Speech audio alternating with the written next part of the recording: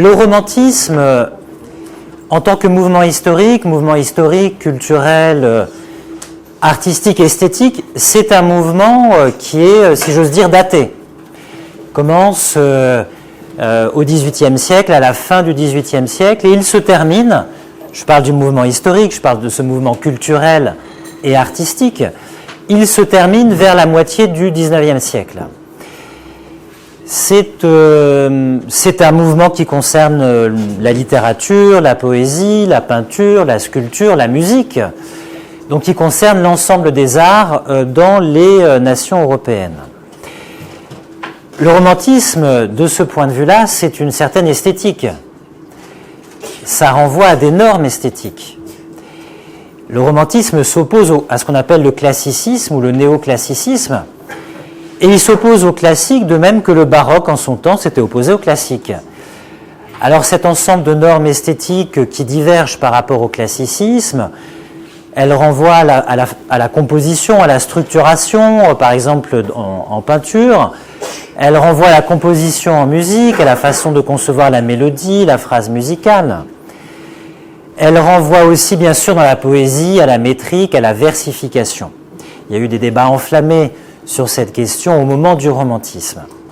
Donc le romantisme, c'est d'abord un mouvement historique, culturel, esthétique, artistique, qui a des bornes temporelles, qui implique une certaine esthétique et qui concerne les nations européennes. Alors il y a des traits communs entre les nations européennes du point de vue du romantisme, et puis bien sûr il y a des différences. Il y a des différences entre le romantisme anglais, qui est d'ailleurs l'initiateur du romantisme, le romantisme allemand et le romantisme français. Vous savez que le romantisme français, dont l'une des figures de proue est Victor Hugo, se conçoit volontiers en référence à un événement politique propre à la France, qui est la Révolution française, qui est un événement politique qu'on ne retrouve pas, si vous voulez, dans les autres nations, qui pourtant vivent le romantisme. Donc on voit que l'histoire nationale joue sur la façon dont, comment dirais-je, les poètes, les auteurs, les littérateurs ont conçu le romantisme dans leurs pays respectifs. Pour bien voir que le romantisme, c'est d'abord une certaine esthétique, on peut se référer à Stendhal. Stendhal parlait de romanticisme. Ça peut paraître un peu bizarre. Pourquoi est-ce qu'il parlait de romanticisme pour désigner ce que nous pensons comme romantisme, pour l'opposer au classicisme? Comme ça, l'esthétique ou cette revendication esthétique, elle avait un sens d'opposition. Alors c'est pas grave si c'est trop rempli, au contraire, c'est très bien. Donc voilà, il y a certaines thématiques de prédilection du romantisme, j'en énonce quelques-unes. Je ne fais pas un panorama exhaustif parce que, comme je vais le dire, ça n'est pas de ce romantisme-là que nous allons parler ce matin, si vous le voulez bien, c'est d'un autre romantisme. Mais on va retrouver quand même, merci, quelques thématiques de prédilection du romantisme comme mouvement culturel. Alors parmi les grandes thématiques du romantisme, ça ne va pas vous surprendre, il y a l'union avec la nature, l'harmonie avec la nature. Il y a la solitude, le rêve, le goût pour les atmosphères mystérieuses, notamment les atmosphères nocturnes. En parlant de nocturne, en parlant de clair de lune, on peut penser à la musique, on peut penser à Beethoven, on peut penser à Chopin. Il y a un goût pour la nostalgie, pour la mélancolie, qui en peinture se concrétise à travers le thème des ruines, notamment, qui est un goût proprement romantique qu'on trouve chez des peintres comme Friedrich, par exemple. C'est aussi le romantisme, un goût, de l'exaltation de l'âme, de l'exaltation des sentiments humains et de l'infinité contenue dans le cœur humain.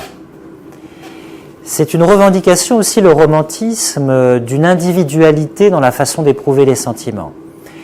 J'allais dire, c'est un culte du moi. Pas vraiment.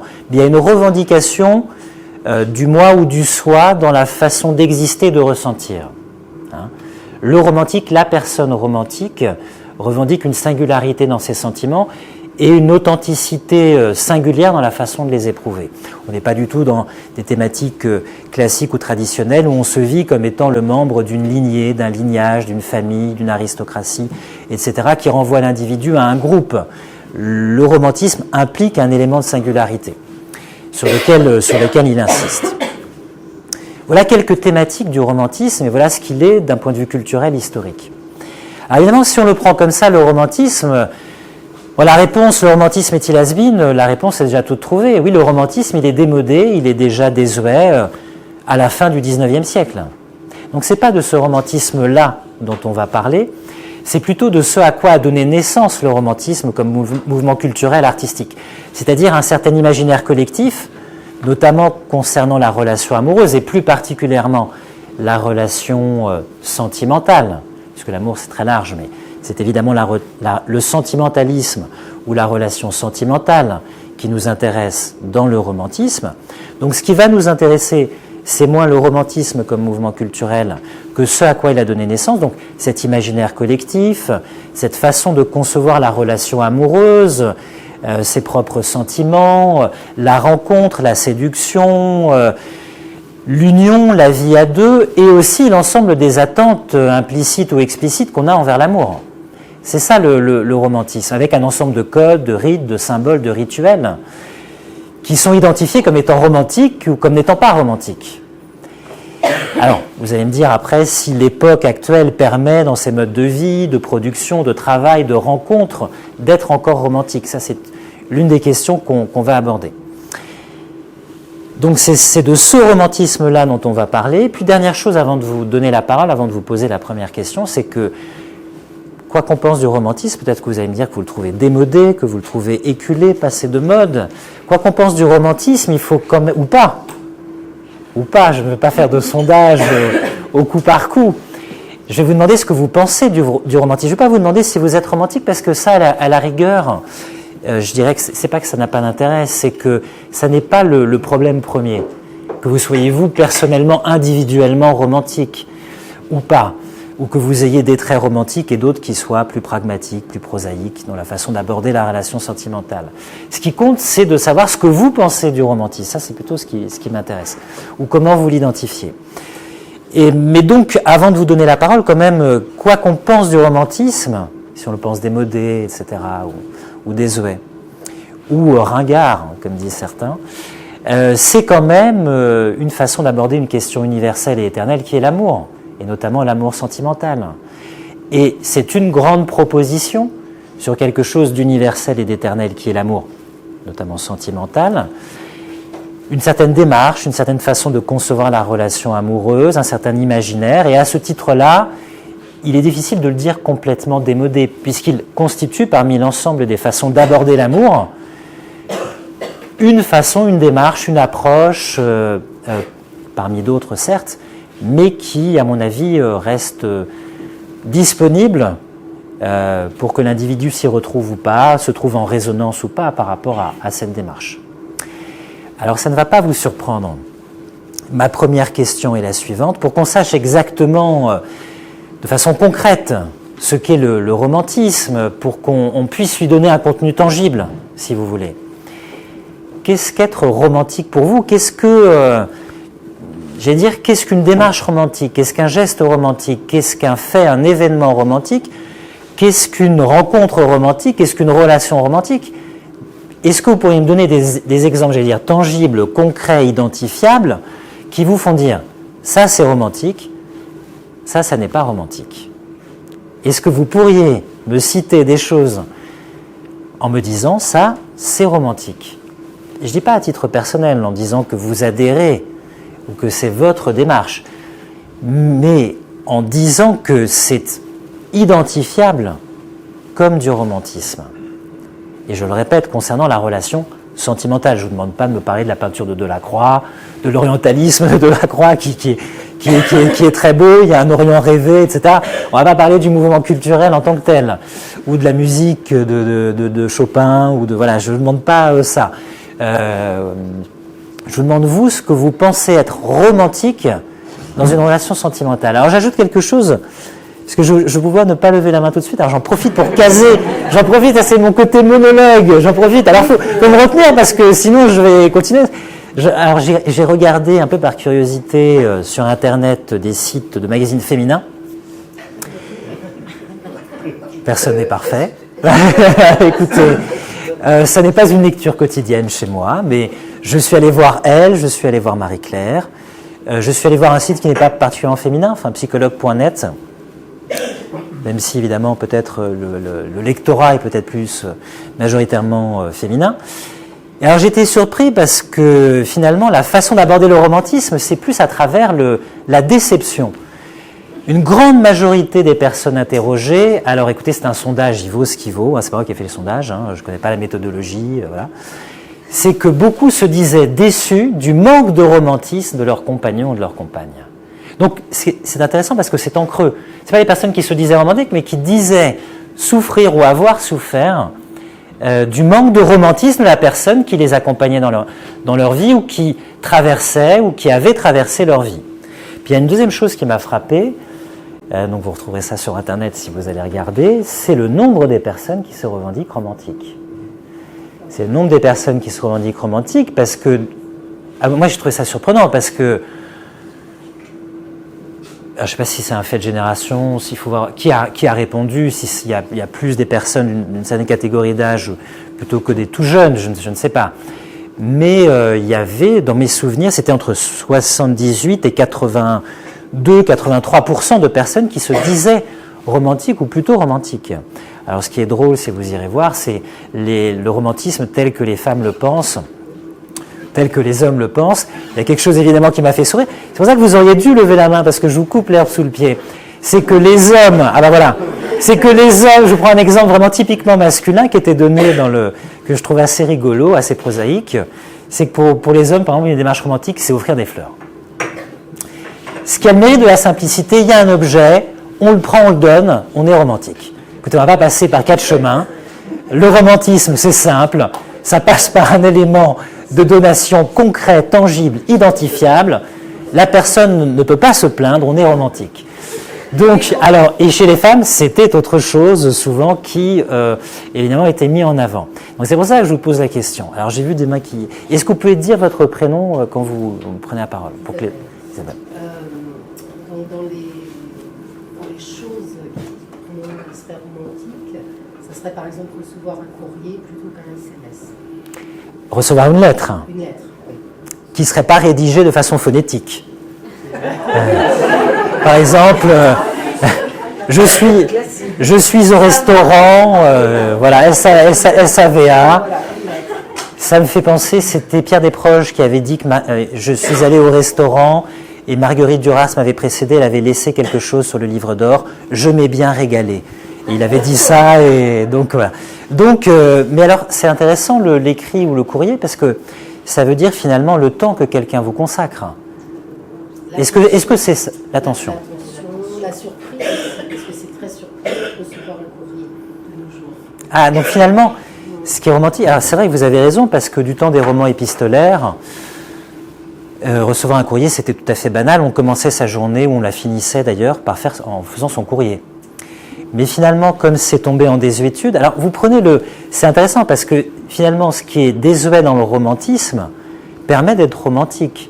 C'est-à-dire, comme finalement on n'écrit plus vraiment de lettres, le fait d'écrire une lettre, de se fendre d'un courrier, c'est romantique. Ce qui témoigne d'une certaine attention, voilà. Mais alors, il faut aussi savoir rédiger, parce que j'allais vous dire, je sais pas, c'est le premier écueil sur lequel on va tomber, c'est le romantisme, c'est une démarche, c'est une approche, c'est une façon de sentir. Mais vous savez, c'est le célèbre exemple de Cyrano de Bergerac, c'est Cyrano qui a les mots, et c'est Tristan ou Christian? C'est Christian? Christian, qui n'a pas les mots pour dire son amour. Pourtant, il aurait un amour sans doute, entre guillemets, romantique à exprimer. Il aime vraiment Roxane, mais il n'a pas les mots pour le dire. Donc ce qui est intéressant là, c'est que ça suppose à la fois d'éprouver quelque chose pour quelqu'un, et puis d'arriver à lui donner une forme qui soit séduisante, appréciable. Oui. Moi, pour rebondir aussi sur ce que dit Isa, ça a à voir avec le temps.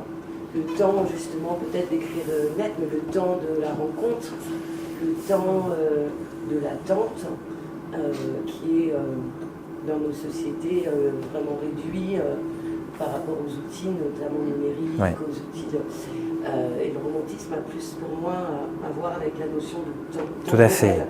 Ah oui, c'est vraiment une notion qu'on rencontre beaucoup dans les réflexions sur de la rencontre, ouais. De l'attente. Ouais, ouais. Et puis, si Isabelle, effectivement, vous écrit des courriers, il y a l'attente du prochain courrier. Est-ce qu'on m'écrira de nouveau, etc. Bon.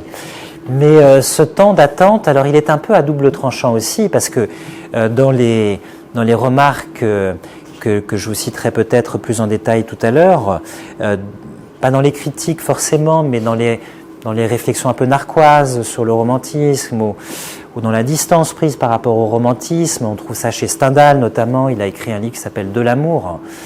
Il y a l'idée que peut-être le romantisme vient aussi d'une certaine oisiveté, qui à l'époque concerne beaucoup les femmes d'une certaine catégorie sociale qui ont le temps de ne pas être dans la production, voilà. Oui, la rêverie, ou en tout cas la rêverie. Une dimension qui ne serait pas réelle. Voilà. Et c'est vrai que là, aujourd'hui, Alors, quand on est romantique ou qu'on pense qu'on est romantique, on nous argue en fait que oui, on n'est pas dans la vie réelle, c'est oui. plus facile de penser à imaginer l'amour oui. idéal ou machin que... Ah mais ça suppose le romantisme suppose le rêve, la rêverie, l'attente, le délai, peut-être l'idéalisation aussi. C'est l'une des critiques que Stendhal, qui est un grand romantique quand même, fait au romantisme, c'est qu'il dit qu'il faut un certain état d'esprit peut-être, certaines conditions pour être à soi-même, pour...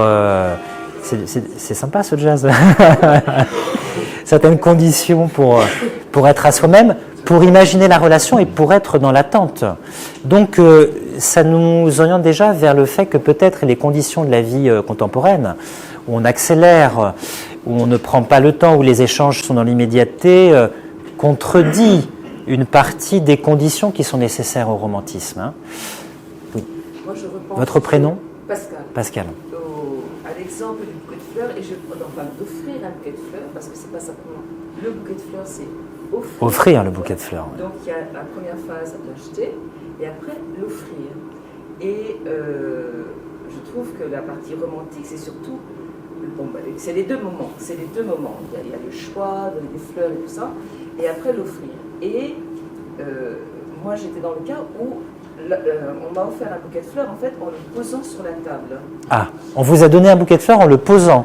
Alors voilà, l'idée c'était l'offrir, mais en fait il y a eu, je sentais qu'il y avait un malaise en fait pour la personne, c'était un homme, de vraiment offrir, faire le geste, regarder la personne, et ce geste-là, eh bien, là j'avais pu le faire en fait.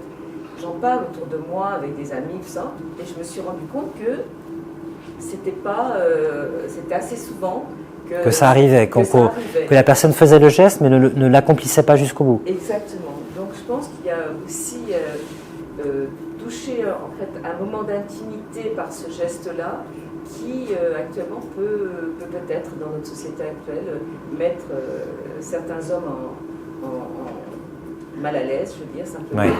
Et je pense que, il me semble, quand on parle romantisme, on voit beaucoup plus effectivement dans notre contexte actuel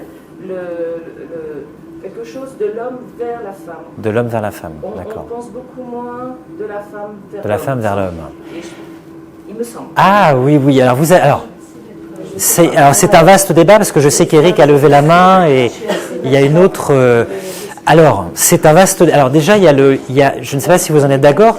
Ce que Pascal formule, c'est l'idée du don, de l'offrande, qui est un geste universel, je dirais qu'on retrouve dans les cultures premières, qui est celle du don, qui est celle de l'offrande, qui a une valeur symbolique puisque c'est aussi une forme de don de soi, une manière de se proposer, qui suppose peut-être aussi un certain courage. Il y a une prise de risque. On peut essuyer un refus aussi, bien sûr. On peut effectivement voir que la personne, comment dirais-je, ne reçoit pas l'offrande qu'on lui fait avec le même enthousiasme qu'on espérait. Alors, je dirais, il y a une version que moi je qualifierais, je ne sais pas si vous allez aller jusque-là, d'obscène. C'est ce qu'on trouve aux États-Unis, on voit ça sur YouTube. C'est le romantisme poussé à l'exubérance et à la mise en scène. Dans les demandes en mariage, vous savez, on va à un match de basket. Et oui, mais ça se fait. On va à un match de basket, tout d'un coup, le match de basket, à la pause, il y a des spectacles de Pom-Pom Girl, et il y a une personne qui, sous le feu des projecteurs, offre une bague, et là c'est pas un bouquet, et propose le mariage. Et alors là on est tous, moi je trouve que c'est un peu gênant. Le romantisme pour moi il a une valeur un peu intimiste quand même. Tout à fait. Cette dimension-là, Et là, c'est un petit peu sous les spotlights. Et puis en plus, on est gêné parce que parfois il y a un refus. Et puis la fille, elle est gênée aussi parce que si, si elle doit refuser, elle, comment dire, elle doit le faire devant tout le monde, ce qui met mal à l'aise aussi la personne. Mais ce que vous dites aussi, alors ça demande un certain courage, ça demande d'affronter le regard de l'autre, ça demande... Il peut y avoir une forme de maladresse, mais qui peut être touchante aussi, hein, bien sûr. Mais ce que vous dites aussi, alors je crois que certains étaient d'accord là de ce côté, c'est que on a une représentation du romantisme comme étant le fait que l'homme propose et la femme dispose. C'est-à-dire que l'homme est actif, selon une grande tradition de représentation peut-être occidentale, l'homme est actif, la femme est passive. Et c'est vrai que je parlais de Stendhal tout à l'heure, Stendhal se représente le romantisme des femmes comme étant une rêverie d'attente que les hommes auraient à combler. Et de là peuvent venir certains problèmes. Alors il y avait Eric et puis quelqu'un d'autre levait la main de ce côté, je ne me souviens plus qui levait. Est-ce que c'était vous, Lydie? Ah, c'était vous. Alors Eric et puis après vous. Déjà tout de suite pour rebondir, moi je vois pas le romantisme comme quelque chose de genré. Bon. Et je pense même que beaucoup d'hommes seraient peut-être même dans l'attente d'un romantisme.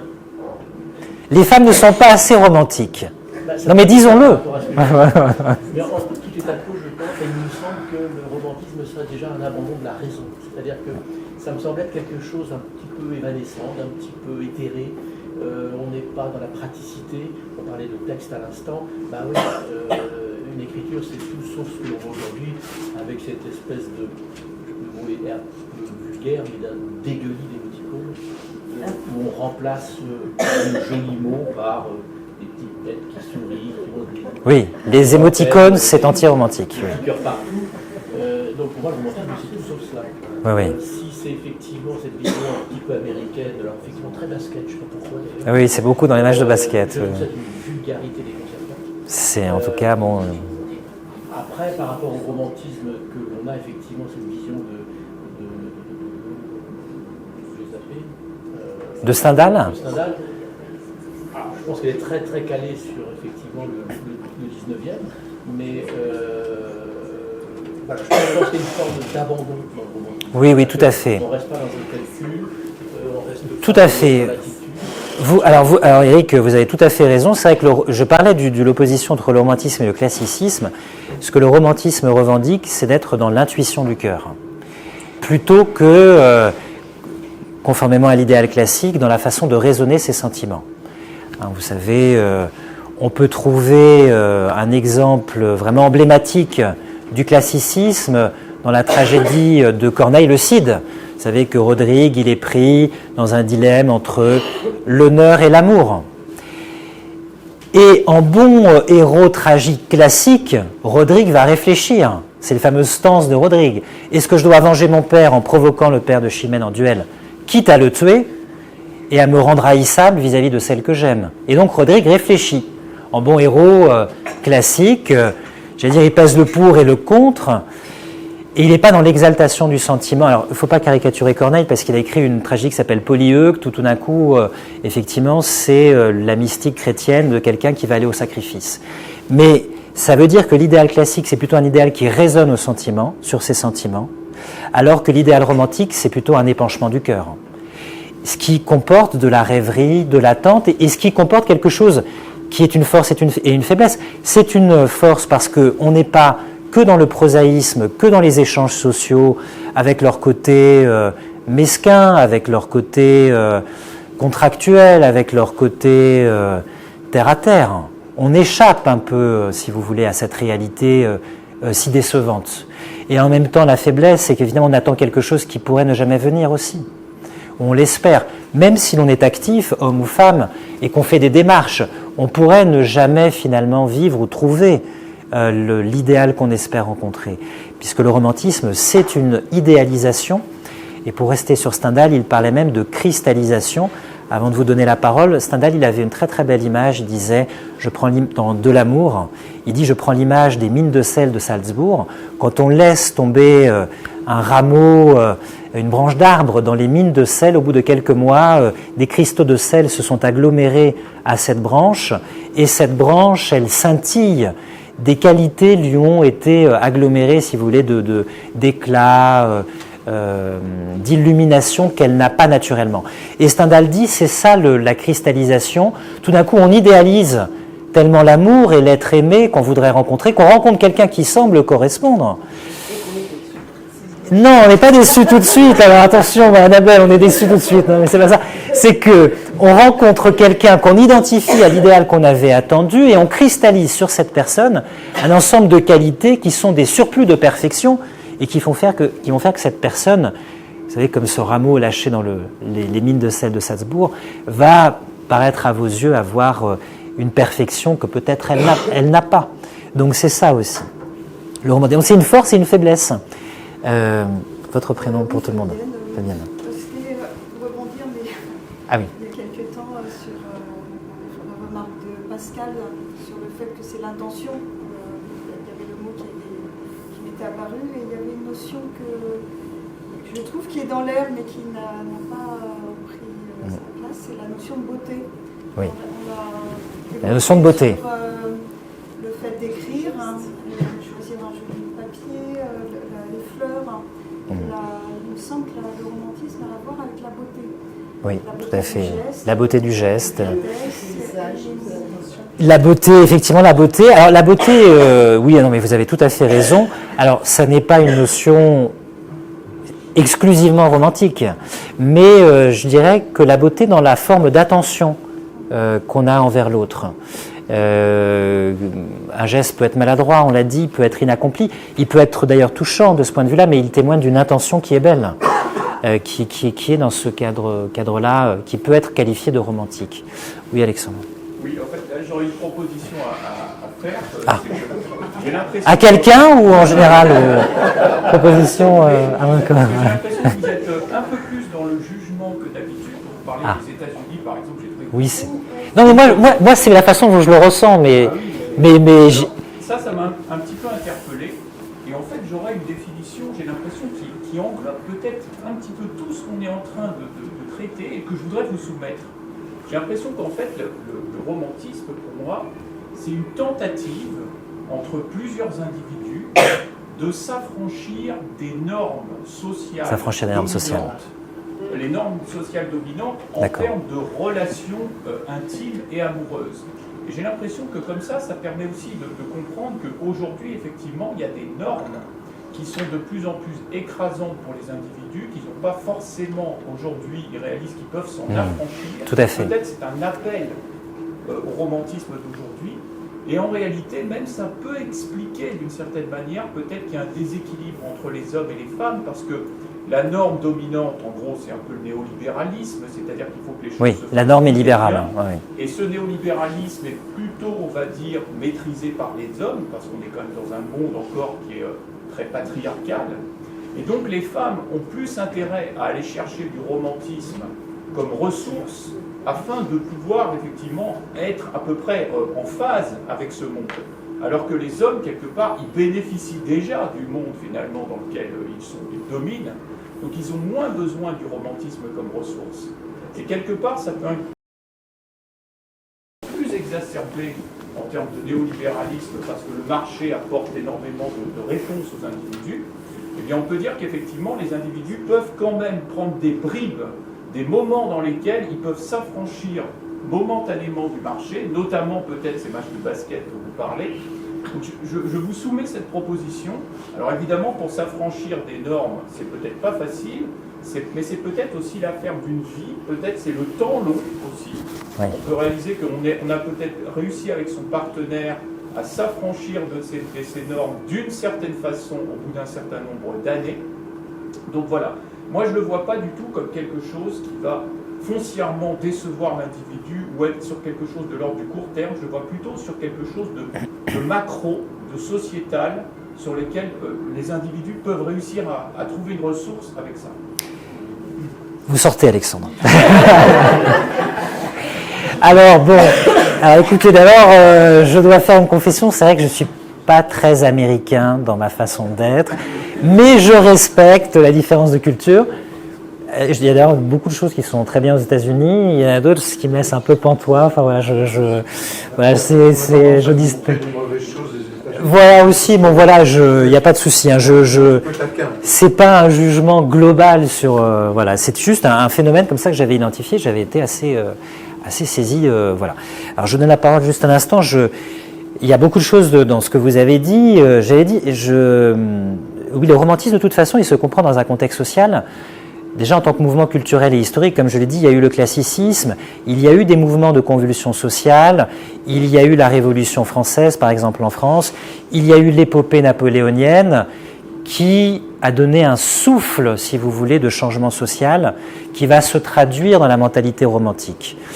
Donc le romantisme correspond à des évolutions sociales et il faut toujours le ramener à des faits sociaux. C'est pour ça que la question de savoir s'il est encore actuel et la question de savoir s'il est encore compatible avec les modes de vie actuels de rencontre, le numérique, le monde de la performance, de la rentabilité, du calcul, de l'intérêt, du contrat, du compromis, le modèle du couple comme négociation, etc. Donc il y a un ensemble de choses qui sont un petit peu, voilà, effectivement, qui sont peut-être en tension. Moi, je suis tout à fait d'accord, le romantisme, c'est une façon d'échapper à un ensemble de normes qui peut-être sont desséchantes pour le cœur humain. Mais je vous fais une objection, et en fait, c'est une question que je pose à tout le monde. Est-ce que le romantisme, ce ne sont pas d'autres normes ? Est-ce qu'il n'y a pas un effet de mimétisme dans le romantisme ? C'est-à-dire, vous vivez une relation amoureuse et à un moment, vous vous dites... Tiens, il faut quand même que je fasse quelque chose de romantique, parce que là, c'est pas assez romantique. Est-ce que finalement, le romantisme qui, vous voyez le paradoxe, qui s'oppose à certaines normes sociales, qui se conçoit comme une individualité sentimentale, qui permet d'échapper au monde du calcul, n'est pas finalement lui aussi codifié. C'est pour ça que je vous demandais d'identifier ce qu'est le romantisme, parce que est-ce qu'il n'y a pas des codes du romantisme qui font dire à propos de quelqu'un, c'est quelqu'un qui n'est pas romantique, ou à propos de quelqu'un d'autre, c'est quelqu'un qui est romantique. Est-ce qu'il n'y a pas une grille de lecture, un ensemble de critères, un ensemble de normes implicites et un effet de mimétisme? Et je vous citerai, avant de laisser la parole, il y avait Madame et puis après il y avait Claire, une célèbre phrase de La Rochefoucauld dans ses Maximes. La Rochefoucauld, je crois que c'est la Maxime 136, dit la chose suivante: il y a des gens qui n'auraient jamais été amoureux, il y a des gens qui n'auraient jamais été amoureux s'ils n'avaient jamais entendu parler de l'amour. C'est-à-dire que on leur a représenté l'amour d'une certaine façon, ils ont lu l'amour d'une certaine façon, ils ont regardé, à l'époque c'était pas des séries, des films, etc. On leur a dit qu'il y avait des passions exaltées. Ils se disent, mais et pourquoi pas moi alors?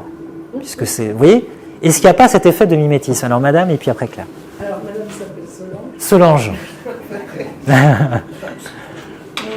je pense que le romantisme, c'est aussi une forme d'alchimie entre deux personnes. On peut passer à côté toute une vie de ce romantisme et de cette alchimie si on n'a pas trouvé la personne qui rebondit à des émotions et à un mode de fonctionnement, et que tout peut paraître romantisme, y compris dans les gestes du quotidien. Oui, peut-être, oui.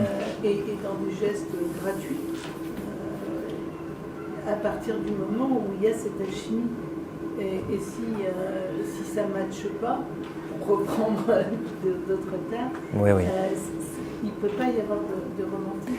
Alors ça donne, en fait, finalement, ça va dans le sens de ce que disait Alexandre. C'est finalement, on n'est pas là dans la norme, on est dans une alchimie, dans quelque chose qui échappe simplement aux conventions sociales, et quelque chose se passe qui est spontané, qui est de l'ordre de la sincérité du cœur, et qui inspire en fait des gestes qui ne sont pas de l'ordre du calcul, et qui peuvent être inscrits dans une quotidienneté qui n'ont pas besoin d'être exceptionnelles, et qui témoignent d'une attention permanente à l'autre, ou quotidienne à l'autre.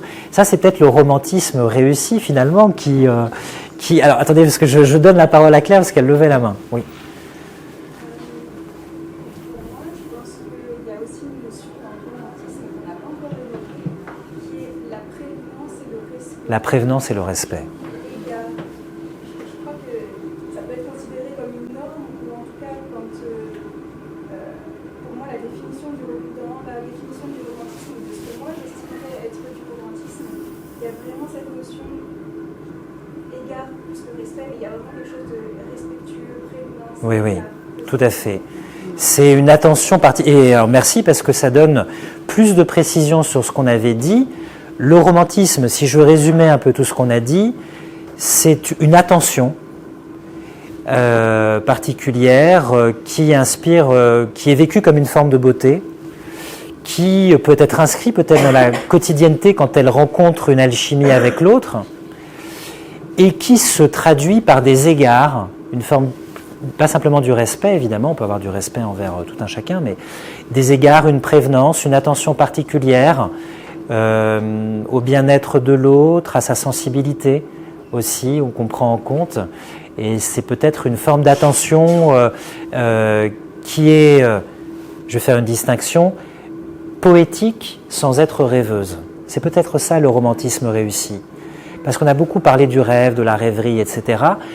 Il y a une célèbre formule de Hegel. Hegel essaie de comprendre la différence entre la tragédie des Grecs et la tragédie des modernes. C'est la tragédie des Grecs, c'est Sophocle, Échille, c'est la tragédie des héros tragiques grecs, et puis la tragédie de Shakespeare, etc. Et Hegel dit la tragédie moderne, elle est romantique. Elle est romantique pourquoi ? Parce qu'elle oppose la poésie du cœur à la prose du monde. Ça veut dire quoi ? C'est que le cœur est une poésie, quand il parle le langage amoureux, quand il est une intention, quand il est un ensemble d'égards, etc. Et les tragédies, on peut penser à Roméo et Juliette, qui est la tragédie peut-être la plus emblématique, c'est que cet amour, cette consécration, cette dévotion de deux êtres l'un envers l'autre va être contredite, ou est contredite, par des relations sociales qui sont de l'ordre de l'inimitié entre deux familles. C'est la tragédie romantique la plus... Voilà. Donc c'est la poésie du cœur contre la prose du monde. Ça veut dire que le romantisme réussi, c'est peut-être une poésie incarnée dans des gestes du quotidien, mais qui n'est pas de l'ordre de la rêverie, pas uniquement. Parce que dans la rêverie, on peut rester dans une attente un peu indéfinie, et elle peut ne pas prendre corps, si vous voulez.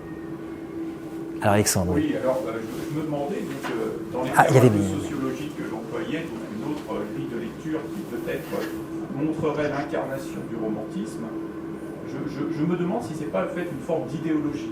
C'est-à-dire que les idéologies, c'est des idées qu'on va choisir de consommer ou de mobiliser à un moment donné dans nos vies. Et je me demande s'il n'y aurait pas finalement deux grandes idéologies de l'amour, celui qui consiste à être dans une lignée un petit peu entre guillemets d'une relation efficace qui passe par des jalons et qui atteint effectivement un but, et celui au contraire d'une relation qui se cherche et qui apprend en se faisant, en se formant tous les jours. Donc ce serait un petit peu le canevas dans lequel pourrait s'établir la relation amoureuse, ce serait une idéologie de relation, oui, allez-y, oui. La performativité, la performance et le romantisme. Et peut-être qu'il y a différents idéotypes pour concilier ces deux formes. Oui, oui. Qui peuvent expliquer qu'il y a des individus qui sont plus sensibles, peut-être par leur situation sociale objective, à la forme du romantisme, et d'autres au contraire sur l'autre forme. Et peut-être que le but d'un couple, c'est d'arriver au final à s'entendre sur la meilleure forme. Donc là, vous raisonnez un petit peu en termes d'archétypes. Il y aurait la relation pragmatique, centrée sur des besoins, des nécessités, y compris les nécessités fonctionnelles. On fonctionne mieux à deux que tout seul, et puis pour fonder une famille, c'est une nécessité. Et puis une relation que j'ai qualifiée de poétique sans forcément être rêveuse, qui serait du domaine de la sentimentalité et qui ne viserait pas forcément l'efficacité. Et effectivement, le problème, on parlait du romantisme du quotidien, de la quotidienneté, c'est d'arriver à faire vivre le romantisme, notamment quand on fonde une famille, quand on n'est plus que deux, quand on est plus uniquement deux, plus exactement, et d'arriver à le rendre compatible avec les nécessités de la vie pratique, de l'organisation pragmatique. C'est ce que le romantisme peut résister à l'épreuve de la réalité, si vous voulez. C'est aussi l'une des questions. Alors, madame, et puis après Isabelle. Oui, c'est Anne. Anne. C'était par rapport à ce que dit Alexandre, par rapport à la norme, tout à l'heure.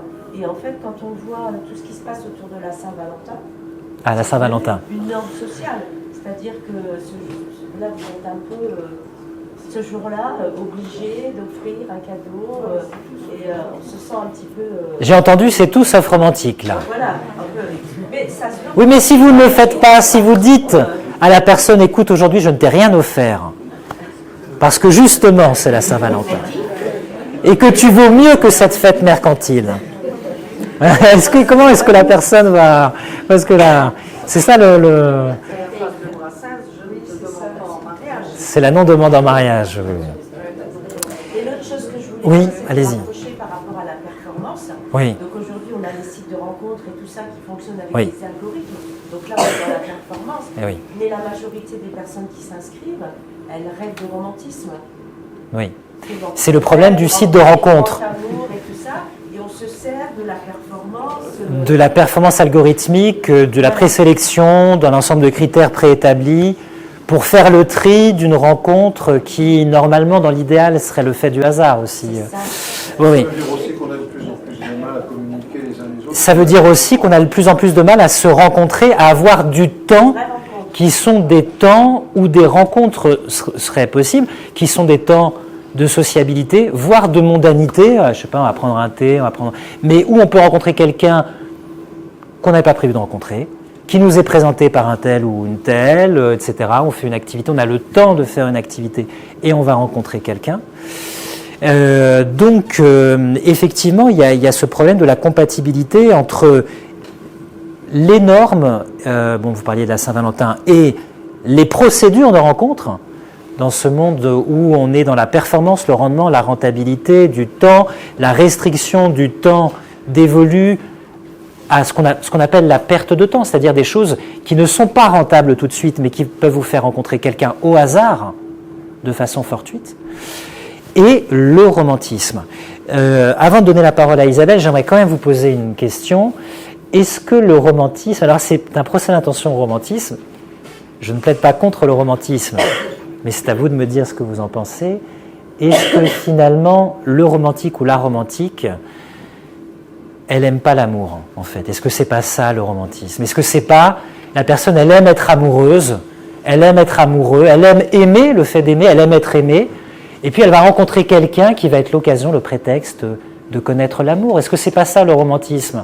Et si c'est le cas, est-ce qu'il n'y a pas un problème? Parce qu'on rencontre, entre guillemets, un objet aimé, mais en fait, est-ce que c'est pas le prétexte de contracter l'amour, finalement, de vivre l'amour, de donner une réalité concrète, un visage à quelque chose qu'on espère, tout simplement. Est-ce que vous seriez d'accord pour dire ça, ou bien est-ce que vous me dites non, pas du tout, c'est toujours un être singulier qu'on rencontre, c'est pas l'amour qu'on aime. Est-ce que ça fait sens pour vous, cette idée d'aimer être amoureux, d'aimer être amoureuse?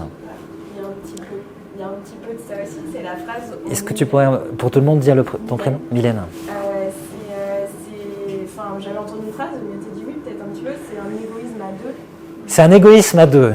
Ça, c'est la phrase de Balzac dans le journal d'un curé de campagne. C'est un égoïsme à deux. Alors, c'est déjà proverbial à l'époque de Balzac.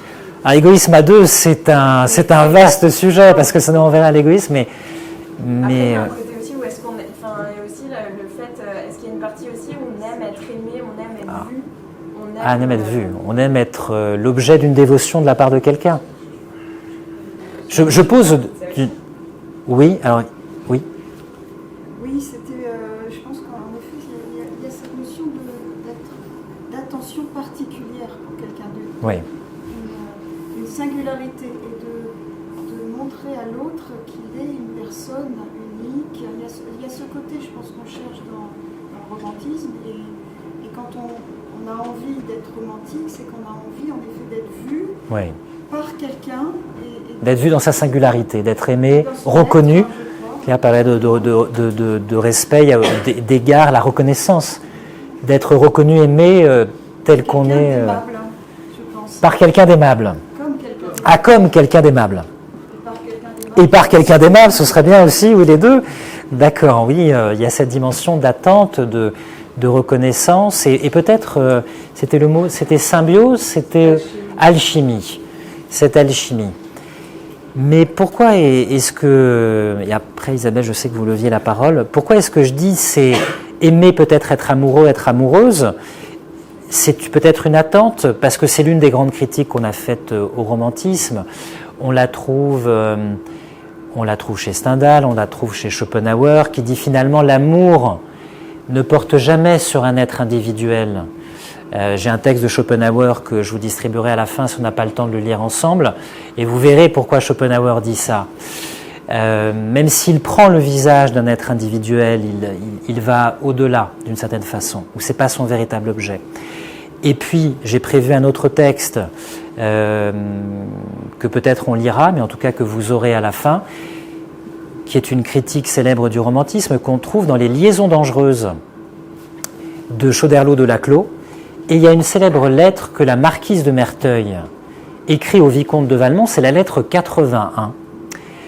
Et elle lui dit la chose suivante: « Ah, gardez vos craintes et vos conseils pour ces femmes à délire et qui se disent à sentiment, dont l'imagination exaltée ferait croire que la nature a mis leur sens dans leur tête. » C'est Merteuil, elle dit finalement, les femmes aiment inconsidérément, parce qu'elles n'ont pas l'intelligence de ce qu'elles éprouvent, hein, dont l'imagination exaltée... C'est une femme qui écrit. Je suis comme Ponce Pilate, je m'en lave les mains sur les phrases, vous savez, je suis écouté. Dont l'imagination exaltée ferait croire que la nature... Alors, il faut remettre aussi dans le contexte des femmes qui ont beaucoup d'oisiveté à l'époque, qui sont dans une... Il y a tout un contexte social donc, qu'on avait évoqué. Hein, ferait croire que la nature a mis leur sens dans leur tête, qui, n'ayant jamais réfléchi, confondent sans cesse l'amour et l'amant. Que va dire Merteuil? Elles aiment l'amour et elles croient qu'elles n'aiment que l'amant qu'elles rencontrent. Qui croient, je continue la citation, que celui-là seul avec qui elles ont cherché le plaisir en est l'unique dépositaire et, vraie superstitieuse, la fin est incroyable, ont pour le prêtre le respect, parler du respect et la foi, qui ne sont dus qu'à la divinité. Ça veut dire quoi? C'est-à-dire que leur véritable Dieu, c'est l'amour. Elles veulent presque se sacrifier par amour, se dévouer par amour. Et elles rencontrent un homme. Et elles ne comprennent pas qu'il n'est que l'occasion de ressentir cet amour exalté dont elles rêvent. Et elles confondent donc le prêtre et la divinité, l'amour et l'amant. Ça, c'est l'une des grandes critiques qu'on a faites au romantisme. C'est pour ça que je l'évoque, parce que c'est une critique possible. Alors, c'est pas moi qui plaide contre le romantisme, mais c'est une des critiques qu'on a faites au romantisme. On aime l'amour avec un grand A. Et on veut le vivre, et donc on rencontre quelqu'un, et c'est l'occasion. Alors, soit ça se passe conformément à nos attentes, et la poésie du cœur peut s'ancrer dans la quotidienneté de la vie, soit il y a effectivement peut-être des déceptions, en tout cas une fin, et on change d'objet aimé pour connaître de nouveau l'exaltation amoureuse qu'on voudrait connaître. C'est ça peut-être l'ambiguïté, l'une des ambiguïtés du romantisme. Isabelle, vous leviez la main tout à l'heure. Oui, non, je voulais juste vous dire que le romantisme, ça appelle aussi, en tous les cas moi, ça me fait penser à la délicatesse, à la pudeur. Oui, oui. Voilà. La délicatesse, la pudeur, oui, vous avez tout à fait raison, on n'a pas évoqué le tact, la prévenance, disait tout à l'heure Claire, les égards, une forme d'intimité, c'est pour ça que je parlais du contexte intimiste qui est propre au romantisme. Je ne sais pas si vous en seriez d'accord, pour moi il y a quelques grandes figures romantiques, je les énonce, vous me dites ce que vous en pensez, vous me dites si vous êtes d'accord. Pour moi il y a le coup de foudre, qui est un grand thème romantique. Je suis étonné, personne ne l'a mentionné. Je ne sais pas si c'est bon signe. Il y a le coup de foudre, il y a la rencontre avec l'être prédestiné. Pardon? Coup de chance. Paul Éluard disait « Il n'y a pas de hasard, il n'y a que des rendez-vous ».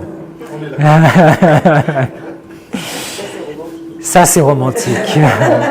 Il n'y a pas de hasard, il n'y a que des rendez-vous. Le coup de foudre. La rencontre avec l'être prédestiné, la fusion, l'idéal de l'union amoureuse comme fusion. On adhère ou pas, mais ça fait quand même partie du romantisme.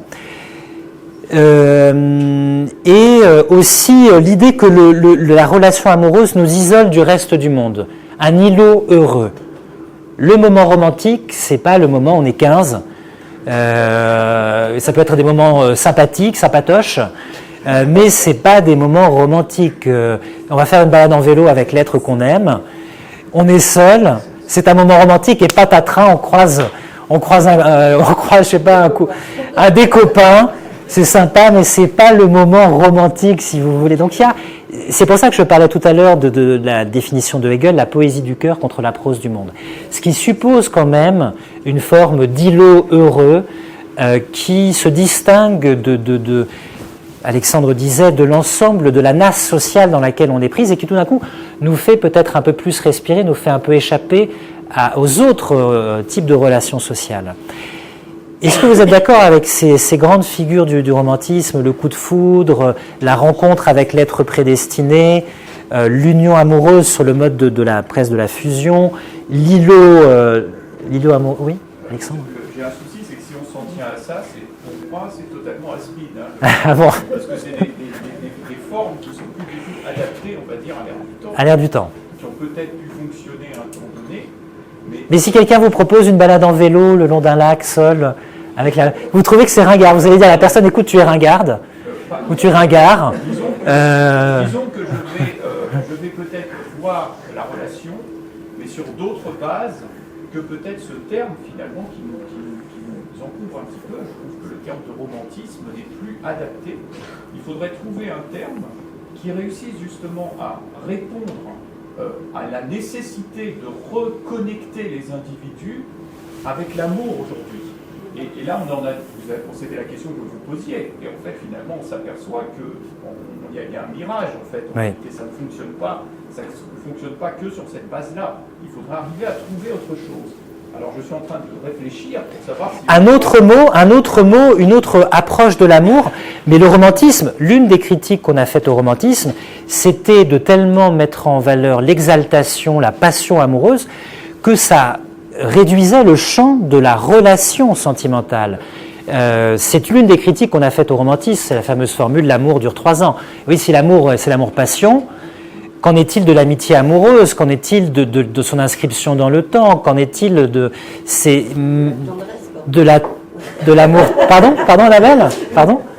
De la tendresse, bordel. De la tendresse, voilà, exactement.